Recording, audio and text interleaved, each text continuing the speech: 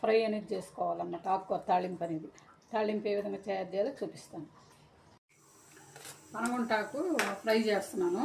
ఇప్పుడు ఏ విధంగా చేస్తున్నానో చూపిస్తాను. ఇప్పుడు బాండీ అయితే పెట్టుకున్నాను. ఆయిల్ అయితే వేసుకున్నాను. హీట్ ఎక్కింది. ఫస్ట్ ఆవాలు ఒక చెంచా అంటే కొంచెం ఇట్లా, జీలకర్ర కొద్దిగా 1/2 టేబుల్ స్పూను, మినప్పప్పు ఒక 1/2 టేబుల్ స్పూను, పచ్చిశనగపప్పు ఒక 1/2 టేబుల్ స్పూను, కొంచెమే, ఎక్కువ ఏమి వేసుకోవడం అవసరం. ఒక ఎండుమిర్చి అట్లా. ఇప్పుడు మనం కట్ చేసి పెట్టుకున్నటువంటి ఆనియన్ ఒకటి, 2 పచ్చిమిర్చి, 2 సన్నగా కట్ చేసి పెట్టుకున్నాం అన్నమాట. పచ్చిమిర్చి. ఈ ఆకుకూర కంటికి చాలా మంచిదన్నమాట. కంటి చూపు అనేది బాగా కనిపిస్తుంది ఆకుకూర తింటే. ఈ విధంగా ఫ్రై చేసుకుంటే వీటిని ఒక మగ్గిన తర్వాత బాగా డీప్ ఫ్రై అవ్వాలన్నమాట. ఇది అయిన తర్వాత ఈ ఆకుకూర అనేది మనం దాంట్లోకి యాడ్ చేస్తాము. పనగొట్టాకు అనేది విధంగా అయితే వేగినాయి.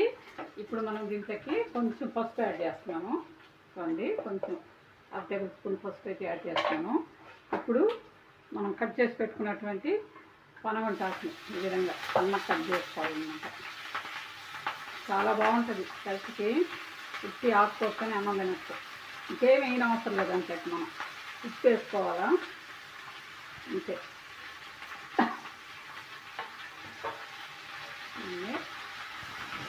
స్లోగా సిమ్లోనే చేయాలన్నమాట. ఇట్లా కూరలన్నీ ఏవి కూడా సిమ్లో చేసుకుంటేనే మనకు బాగా ఉంటుంది కూర అనేది. పెద్ద మంట పెట్టుకోవాలి. కూడా సాల్ట్ వేస్తున్నాను. చూడండి, సాల్ట్ అయితే వేస్తున్నాను. మనకు రుచికి సరిపడా సాల్ట్ అన్నమాట. ఇది ఆకుకూర అనేది హెల్త్కి చాలా మంచిది అన్నమాట. కంటి చూపు బాగా కనిపిస్తుంది. బాగా మంచిది హెల్తీ రెసిపీ అన్నమాట. మనమైతే రోజు ఎన్ని ఉన్నా కానీ ఆకుకూరలు అయితే తింటాం రోజు.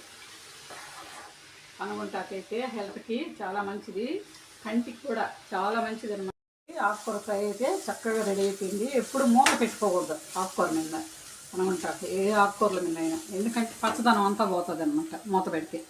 కాబట్టి మనం మూత పెట్టుకోకుండా ఈ విధంగా మగ్గించుకోవాలా.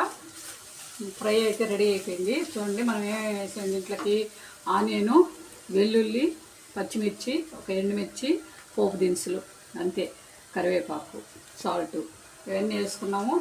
ఈ విధంగా ఫ్రై చేసుకున్నాము. మనకు ఫ్రై అయితే రెడీ అయిపోయింది. వేడివేడిగా పనగొంట ఫ్రై అయితే రెడీ అయిపోయింది. దీన్ని వేడివేడిగా అన్నంలోకి తింటే టేస్ట్ అయితే చాలా బాగుంటుంది. అదేవిధంగా కంటికి చాలా మంచి హెల్దీ రెసిపీ అన్నమాట.